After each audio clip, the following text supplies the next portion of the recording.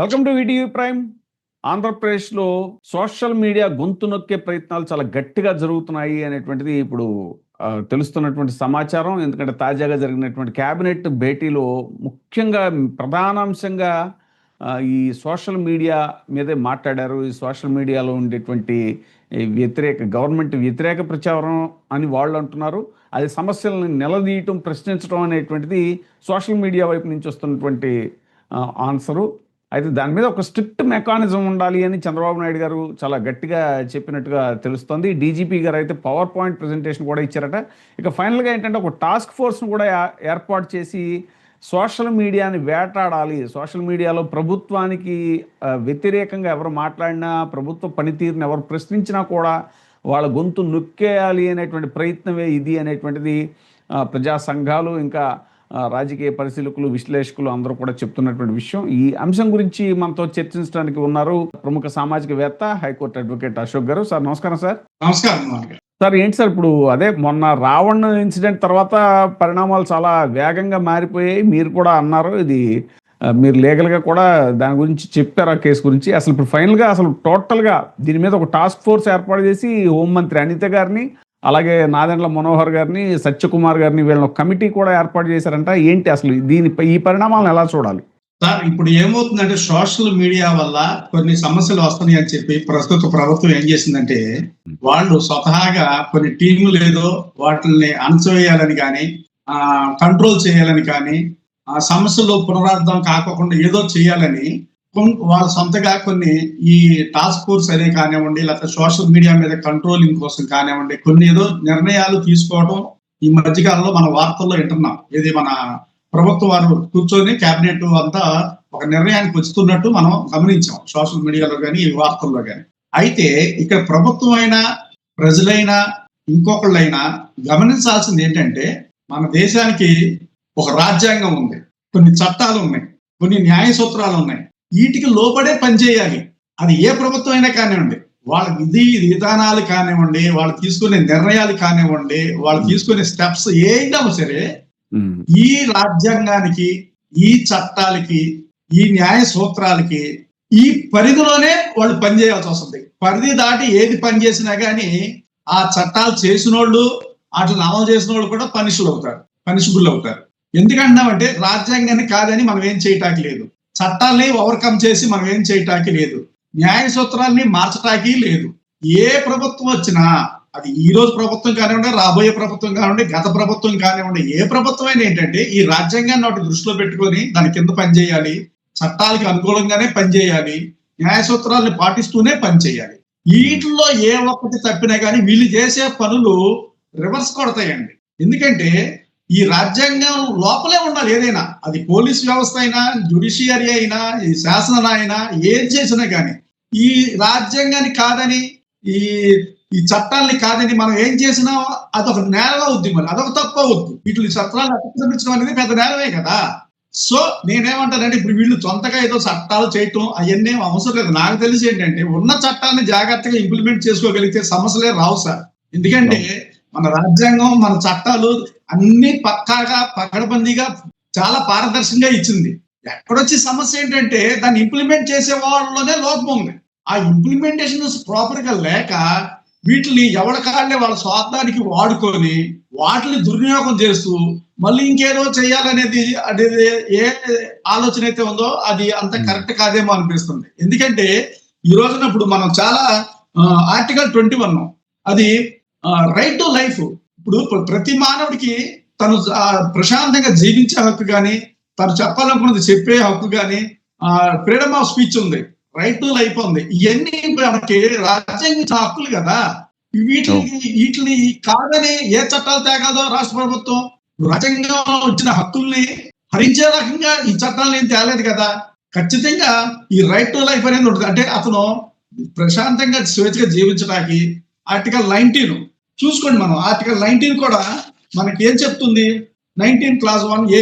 ఇప్పుడు భావ ప్రకటన స్వేచ్ఛ అంటే అతను చెప్పాలనుకున్నది, ఏ పౌరుడైనా, ఈ దేశంలో పుట్టిన ఏ పౌరుడైనా అతను చెప్పాలనుకున్నది స్వేచ్ఛగా చెప్పొచ్చు. ఆ భాష మంచిగా వాడితే చాలు.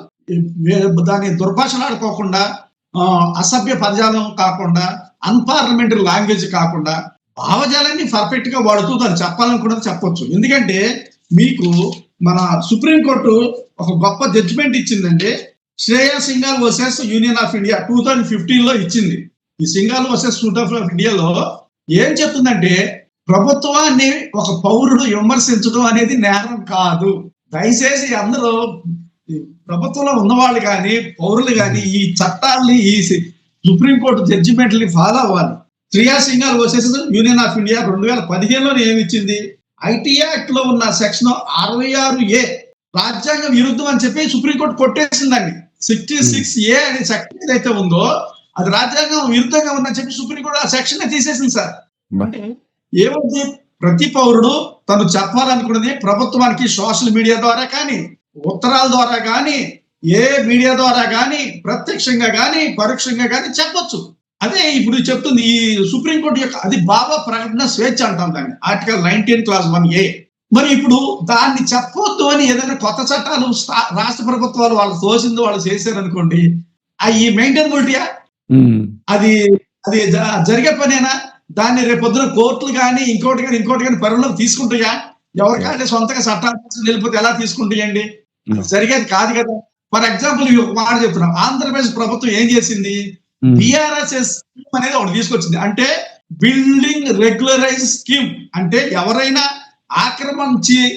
ఇల్లీగల్ గా ఆక్రమించి బిల్డింగ్లు కడితే స్థలాల్ని మీరు డబ్బులు కట్టండి మేము రెగ్యులేట్ చేస్తామని చెప్పేసి స్టేట్ గవర్నమెంట్ ఒక జీవో పాస్ చేసింది ఈ మధ్య. దాని మీద వారు ఏం చేశారు, దాని మీద స్టే ఇచ్చేశారు. అసలు ఈ జీవో ఎగెనెస్ట్ లా ఉంది అంటే ఇప్పుడు న్యాయానికి విరుద్ధంగా ఉంది, హక్కులకి విరుద్ధంగా ఉంది, అన్యాయంగా ఉంది జీవో. ఈ జీవో వల్ల చాలా మంది నష్టపోతున్నారు.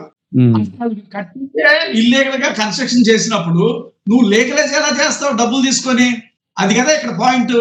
సో దాన్ని బట్టి ఏమవుతుంది, ఇప్పుడు వీళ్ళు రాష్ట్ర ప్రభుత్వాలు ఎవరికి తోచిన జీవోలు వాళ్ళు చూసుకుంటూ వాళ్ళ కమిటీలు వాళ్ళు చూసుకుంటూ వాళ్ళ సొంత భావ ప్రకటన చేసిన వాళ్ళు జీవోలు ఇచ్చుకుంటూ ఇలా చేసుకుంటూ పోతే ఇవన్నీ according to law not maintainable. ఎందుకంటే ఫర్ ఎగ్జాంపుల్ BRS స్కీమ్ మీదే స్టే ఇచ్చింది హైకోర్టు వాళ్ళు.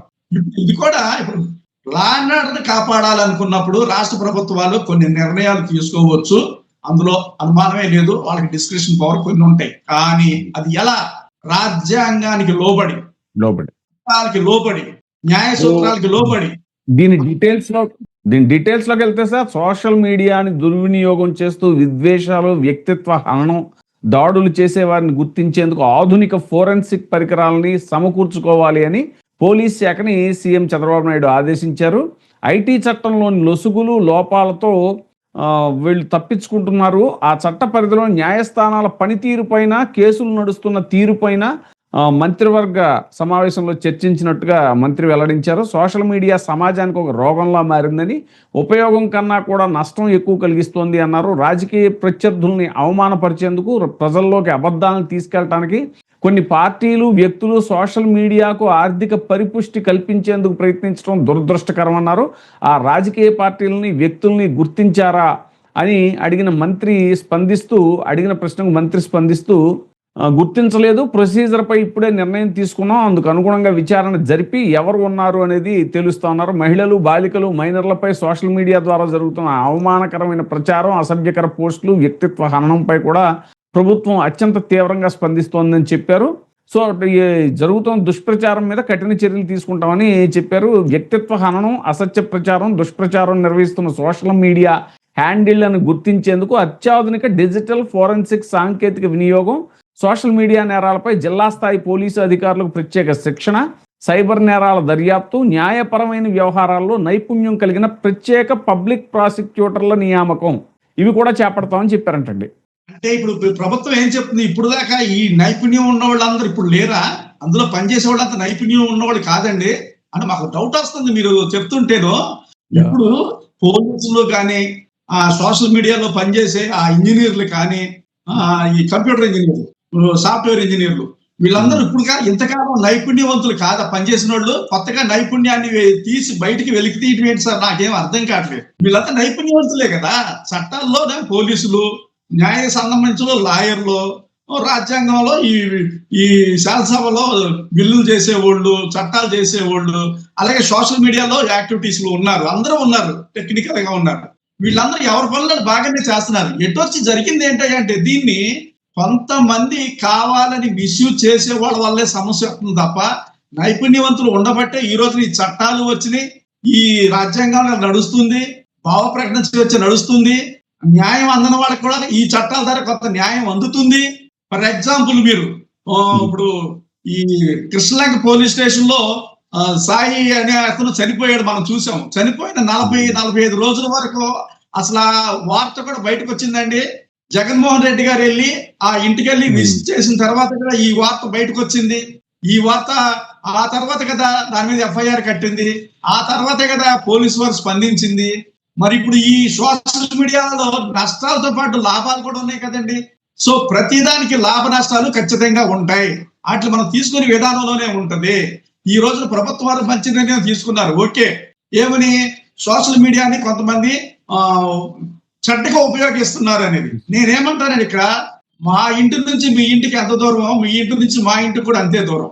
అంటే నేనేమంటానంటే ఇప్పుడు ఈ రాజకీయ పార్టీలు ఈ పార్టీ మీద వాళ్ళు ఎలా మాట్లాడుతున్నారో వాళ్ళు కూడా ఈ పార్టీ గురించి అలాగే మాట్లాడుతున్నారు. ఇద్దరు కలిస్తేనే సౌండ్ వస్తుందండి, 2 చేతులు కలిస్తేనే సౌండ్ వస్తుంది. నేనేమంటానంటే సోషల్ మీడియాని ఒక్క వాళ్ళే దీన్ని దుర్వినియోగం చేయట్లేదు. రాజకీయ పార్టీలు అన్ని రాజకీయ పార్టీల్లో అన్ని రకాల మనుషులు ఉన్నారు, మంచి వాళ్ళు ఉంటారు, చెడ్డ వాళ్ళు ఉంటారు. అలాగే సమాజంలో కొత్త మంచి ఉంటుంది, చెడు ఉంటుంది. దీన్ని వాళ్ళు ఉపయోగించడానికి. యాక్చువల్గా అశోక్ గారు, ఇప్పుడు ఈ ఆట ఇది ఏదైతే ఈ సోషల్ మీడియా అనేటువంటి ఈ ఆట ఏదైతే ఉందో, ముఖ్యంగా పొలిటికల్ గా ఈ ఆట మొదలుపెట్టిందే టీడీపీ, ఐటీడీపీ అనేటువంటి ఒక సోషల్ మీడియా నెట్వర్క్ ద్వారా చాలా మందిని ఫస్ట్ వ్యక్తిత్వ హననం చేస్తూ చాలా మంది, ఇప్పుడు వల్లభనేని వంశీ గారు లాంటి వాళ్ళంతా కూడా ఇలాంటి ఐటీడీపీ ద్వారా అటాక్ చేయబడే కదా వాళ్ళు బయటకు వచ్చి వేరే విధంగా మాట్లాడటం అనేటువంటి జరిగింది అనేటువంటిది ఈ చర్చ ఒకటి జరుగుతుంది. మరి అలాంటిది ఇప్పుడు ఏదో అంటారు కదా, మన సామెత చెప్పినట్టుగా ఇప్పుడు ఏదో వాళ్ళే చేసి వాళ్ళే ఏదో మొగుడిని కొట్టి మొగసాలకు ఎక్కింది అంటారు కదా, అలాగే ఏదో అనిపిస్తుందా? అదేనండి, ఇప్పుడు అదే చెప్పాను నేను, మా ఇంటి నుంచి మీ ఇంటికి ఎంత దూరం, మీ ఇంటి నుంచి మా ఇంటికి అంతే దూరం అని. ఇప్పుడు ఒకప్పుడు మీరు చేసింది ఇప్పుడు తిరిగి వస్తుంది. కనుక నేనేమంటానంటే చట్టాలకి, ఈ రాజ్యాంగానికి, ఈ న్యాయ సూత్రాలకి ఎవరో అతీతులు కాదు. ఇవాళ మనం చేసిందే రేపు పొద్దున మనకి అది ప్రతిఫలంగా వస్తుంది. నిన్న చేసిన వాళ్ళకి ఇవాళ వస్తుంది, ఇవాళ చేసిన వాళ్ళకి రేపు వస్తుంది. టైమింగ్ అంతే, తేడా అంతకుమించి ఏమీ లేదు. అసలు ఈ చట్టంలో చెప్పింది ఏంటండి, కులాలకి మతాల మధ్యన విద్వేషాలు రెగ్గొట్టే వాళ్ళని పనిష్ చేయాలి, అలాగే హింసని ప్రేరేపించే వాళ్ళని పనిష్ చేయాలి, అలాగే బెదిరింపులకు పాల్పడుతూ బ్లాక్ మెయిలింగ్ చేసే వాళ్ళని, ఇల్లీగల్ పనులు చేసే వాళ్ళని, ఈ సోషల్ మీడియాని వాటికి ఉపయోగించుకోనే వాళ్ళని పనిష్ చేయాలి.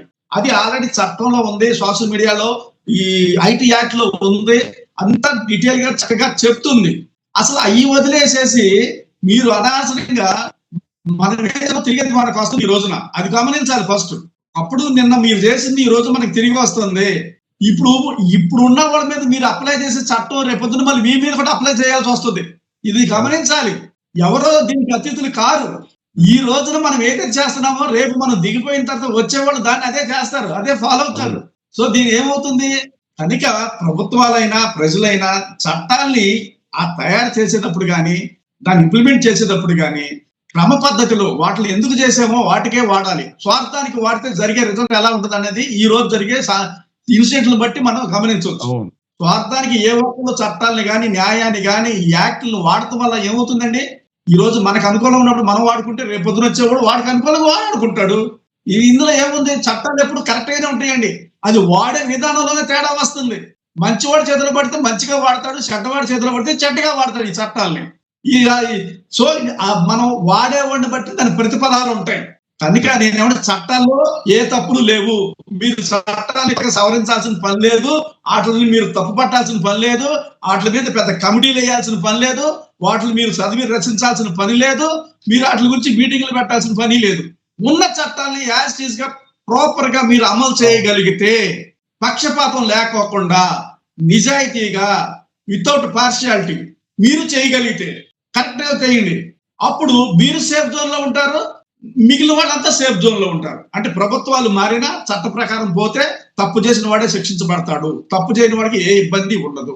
అట్లా కాకుండా మనకు అవకాశం ఉన్నప్పుడు చట్టాలను మన కింద వాడుకొని, మనకు అవకాశం పోయిన తర్వాత చట్టాలను వాళ్ళు దుర్వినియోగం చేస్తున్నారు అంటే దానికి మనం ఏం చేస్తామండి? ఎందుకంటే అందుకే అంటారు, కనుక చట్ట ప్రకారమే నడవాలి, చట్టానికి లోబడే చెయ్యాలి. అదే చెప్తుంది. ఇప్పుడు ఈ రాజ్యాంగం చెప్పినా చట్టాలు చెప్పినా ఏంటంటే, ఇప్పుడు ఈ రాష్ట్ర ప్రభుత్వం వాళ్ళకి తోసిన చట్టాలు వాళ్ళు చేస్తే చల్లవండి. ఇప్పుడు మనం అదే చెప్తున్నాను, ఆ పరిధికి లోబడే చేయాలి ఏది చేసినా కానీ. వీళ్ళకి రైట్ లేదు రాష్ట్ర ప్రభుత్వానికి. సైబర్ నిపుణుల్ని పోలీస్ శాఖకి అనుసంధానించి మద్దతు అందిస్తాము. సోషల్ మీడియా దుర్వినియోగాన్ని సమర్థవంతంగా అరికట్టేందుకు ఇతర రాష్ట్రాలు, ప్రపంచంలోని అభివృద్ధి చెందిన దేశాలు అమలు చేస్తున్న చట్టాలు, విధానాలు, నియంత్రణ వ్యవస్థపై గల సమగ్ర అధ్యయనం చేపట్టాలి అని ప్రభుత్వం నిర్ణయించింది అని చాలా స్ట్రాంగ్గా, అదే ఆయన ఏంటంటే ఒక స్ట్రాంగ్ మెకానిజం అని అంటున్నారు.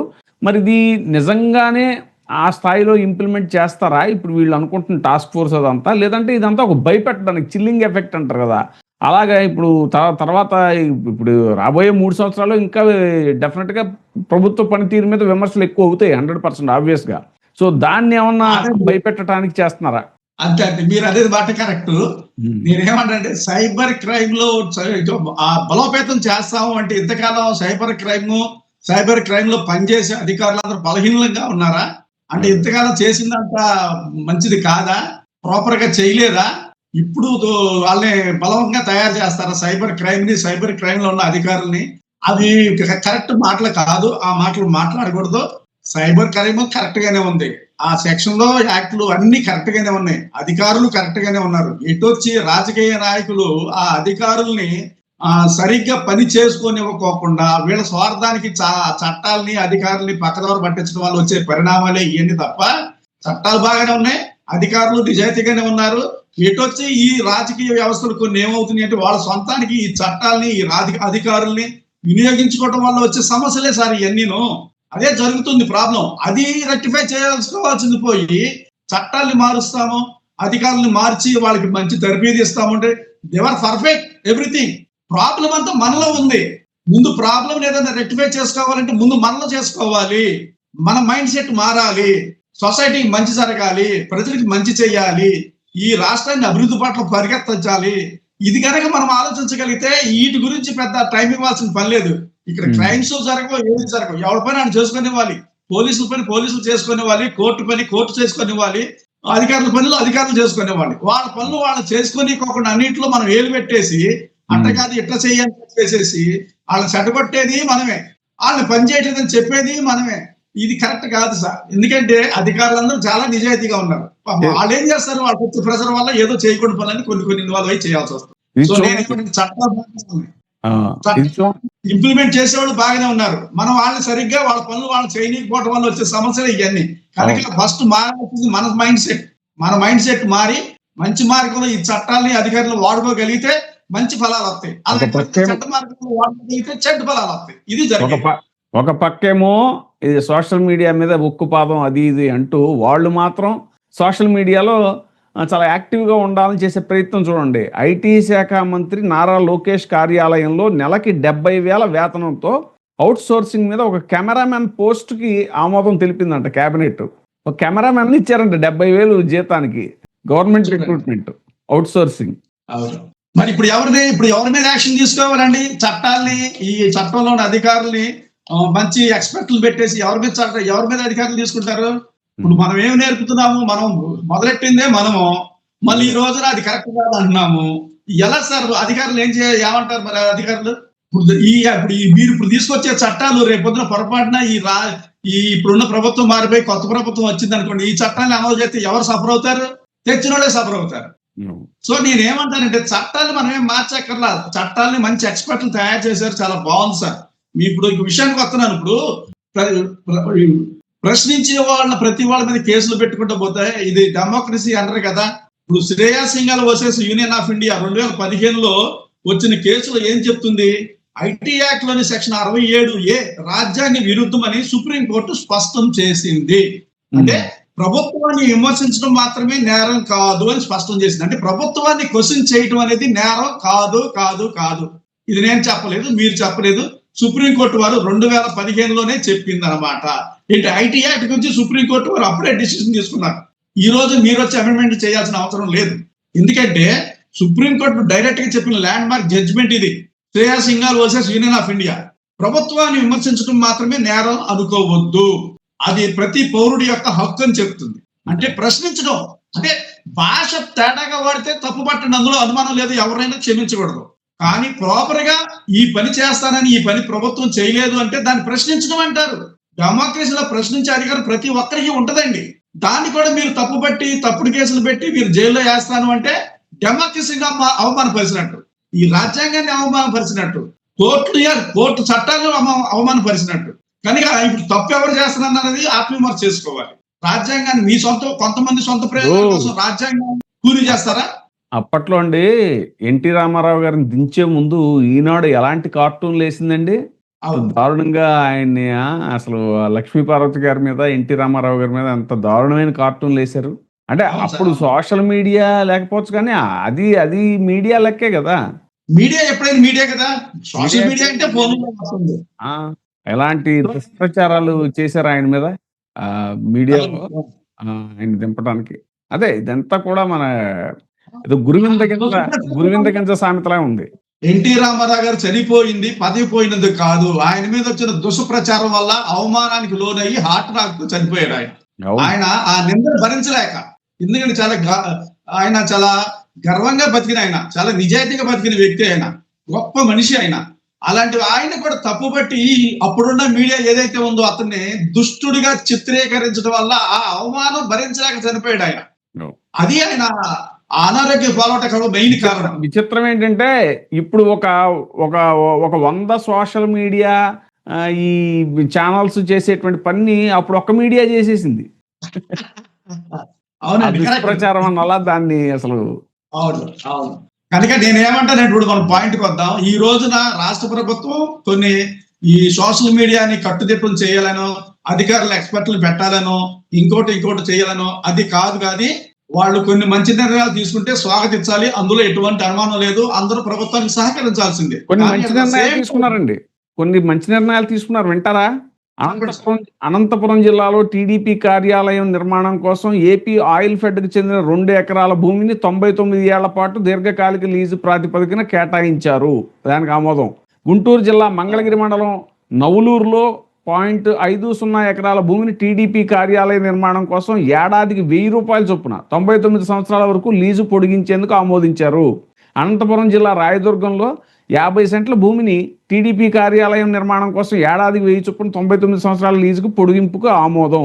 సరే, ఇందాక ఐటీ శాఖ మంత్రి మన నారా లోకేష్ గారికి 70,000 జీతంతో ఒక కెమెరామెన్ పెట్టారు. అది 2024 జూన్ 12 తర్వాత రాజధానికి ల్యాండ్ పూలింగ్లో భూములు ఇచ్చిన యజమానులకు 10 ఏళ్ల పాటు కౌలు చెల్లించేందుకు ఆమోదం. ఏడాదికి యాన్యుటీ మెట్ట భూములకు ఎకరానికి, అది రాజధానిలో ఇల్లు కోల్పోయిన నిర్వాసితులకు 12 నెలల పాటు అద్దె కింద 10,000 రూపాయల చెల్లింపుకు ఆమోదం. ఇంకోటి ఏంటంటే ల్యాండ్ పూలింగ్ పరిధిలోకి వచ్చే పల్నాడు, గుంటూరు జిల్లాల్లోని 7 గ్రామాల్లో రుణమాఫీ పథకానికి ఆమోదం. ఇవి కొన్ని తీసుకున్న నిర్ణయాలు.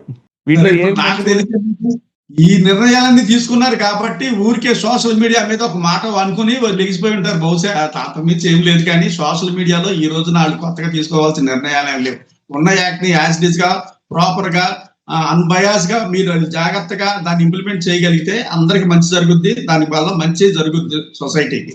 అంత కాకుండా దాన్ని మీకు అవసరం లేకపోయినా అధికారులని ఇన్ఫ్లుయెన్స్ ఉపయోగించేసి అధికారుల మీద దాంట్లో ఏలు పెట్టేసి దాన్ని మీరు సొంతానికి వాడుకొని ఈ విధంగా చేయటం వల్ల ఏమవుతుందంటే వచ్చే ఫలాలు ప్రాపర్ గా రావు, మంచి ఫలాలు రావు. మనం ఎలా వాడితే అలాగే వస్తుంది. టెక్నాలజీ అనేది ఏంటంటే దానికి గుడ్డు బ్యాడ్ అలవదు. మంచివాడు వాడితే మంచి రిజల్ట్ ఇస్తుంది, చెడ్డవాడు వాడితే చెడ్డ రిజల్ట్ ఇస్తుంది. దానికేం తెలుసండి. సో వాడే ఓడి దగ్గరే వ్యవహారం అంతా ఉంది. దాన్ని మనం కరెక్ట్ చేసుకోగలిగితే సరే. జగన్మోహన్ రెడ్డి గారు పిల్లలకి ట్యాబ్లు ఇస్తే, చదువుకునే పిల్లలకి ట్యాబ్లు ఇస్తే దాంట్లో అడల్ట్ కంటెంట్ చూస్తారు అని ప్రచారం చేశారు ఆ మీడియాలో. అసలు ఎంతకన్నా దుర్మార్గం ఉంటుందండి. ఇప్పుడు మీకు చాలా మందికి ఈ వార్త నేను చెప్పాలి. అడల్ట్ కంటెంట్ రాకోకుండానే దాన్ని సెట్ చేసి ఇచ్చారండి ట్యాబులు. అది చాలా మందికి తెలియదు. అన్ని రావు అడల్ట్, అవన్నీ కూడా ఆ ట్యాబుల్లో రావండి. దానికి తగ్గ సాఫ్ట్వేరే ఇచ్చారు జగన్మోహన్ రెడ్డి గారు. వాళ్ళకి ఏది అవసరమో దాన్నే ఫీడ్ చేసి ఇచ్చారు సాఫ్ట్వేర్ ని. అందులో వేరే బ్యాడ్ కంటెంట్స్ కానీ చిన్నపిల్లలు చూడకుండా కంటెంట్స్ కానీ ఏమీ రావు సార్. అందులో వాళ్ళకి కావాల్సిన సాఫ్ట్వేర్ నే అక్కడ ఫిట్ చేసి ఇవ్వడం జరిగింది. ఇది అందరూ గమనించాలి. అంటే చాలా మందికి మనకున్న దౌర్భాగ్యం అంటే మన రాష్ట్రంలో ఆ నిరక్షరాస్యత ఎక్కువ, ఒక 60% నిరక్షరులే ఉన్నారు. కాబట్టి ఈ మీడియా ద్వారా ఏది చెప్పినా కానీ వాళ్ళు నమ్మేసేసి పాపం వాళ్ళు ఇదే నిజం అనుకుని చెప్పేసేసి ఈ ఒక ఒక ఒక జనరేషన్ నష్టపోయినాయి అనమాట. దీనివల్ల వాళ్ళ అమాయకత్వం వల్ల కానీ, నిరక్షరాశి వల్ల కానీ, ఈ దుష్ప్రచారం వల్ల కానీ, ఈ కొన్ని మంది పార్టీలు చేసే దుష్ప్రచారం వల్ల కానీ వాళ్ళు ఒక జనరేషన్ లో నష్టపోయింది, జీవితాలు నష్టపోయింది, ఎడ్యుకేషన్ నష్టపోయింది, హెల్త్ నష్టపోయింది, అన్ని నష్టపోయారండి.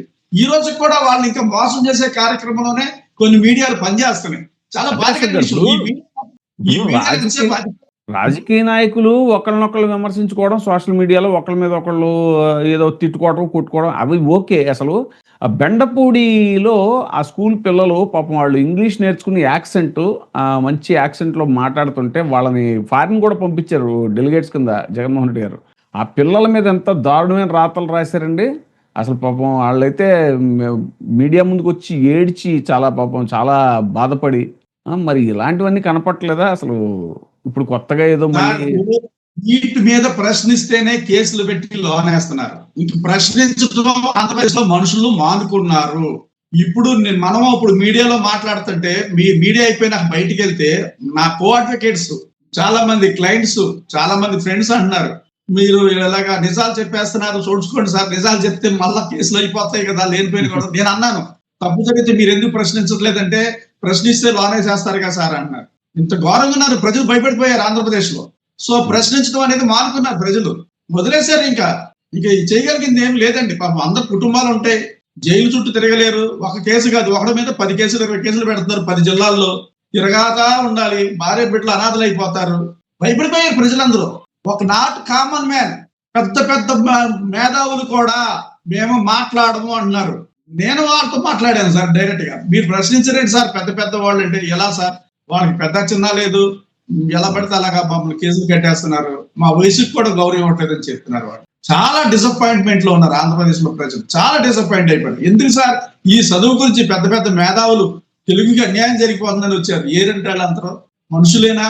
ఎంత భయంకరమైన మాటలు మాట్లాడారంటే తెలుగు నాశనం అయిపోతుంది, తెలుగు మరుగుపడిపోతుంది, ఇంగ్లీష్ మీడియం వచ్చేసింది, తెలుగు ఏమైపోద్దో అని గుండెలు బాదుకున్నారు సార్. పెద్ద దేశానికి రాష్ట్రానికి నాయకత్వం వహించిన పెద్ద నాయకులే గుండెలు బాదుకున్నారు. తెలుగుకి ఏదో అయిపోతుంది, తెలుగు ఏదో మరుగున పడిపోతుంది, ఇక తెలుగు ఉండదో ఈ రాష్ట్రంలో అని బాధపడిపోయారు సార్ వాళ్ళు. మరి ఈ రోజున ఎంత కంచా ఇలయ్య గారు కూడా ఆ రోజు చెప్పారు, మీరు చాలా ఇదవుతుంది, ఈ పేద పిల్లల్ని ఇంగ్లీష్ నేర్చుకునేవరో చాలా శక్తులు పనిచేస్తాయి, వాళ్ళు ఎంత ఎస్టీఎంకైనా పోతారు, ఈ పిల్లల్ని ఎదగటం ఒక వర్గాలకి ఇష్టం ఉండదు అని చెప్పేసి కంచా ఇలయ్య గారు ఏ రోజో చెప్పారు. ఎలక్షన్ ముందే చెప్పారు. ఇది అదే జరిగింది, ఈ రోజున రిపీట్ అయింది. కంచా ఇలయ్య గారు ఏం చెప్పింది ఎలక్షన్ ముందు, ఎలక్షన్ తర్వాత సేమ్ అదే జరిగింది.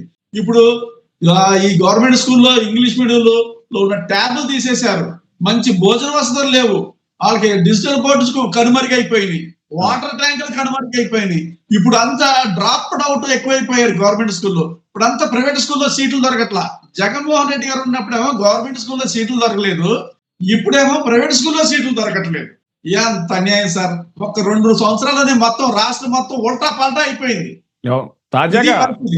తాజాగా 43 లక్షల మంది విద్యార్థులు ఉంటే అప్పుడు గవర్నమెంట్ స్కూల్స్ లో ఇప్పుడు 30 లక్షల మంది ఉన్నారండి. అంటే దాదాపు 13 లక్షల మంది డ్రాప్ అవుట్స్ అండి. ఇది 2 ఏళ్ల కాలంలో.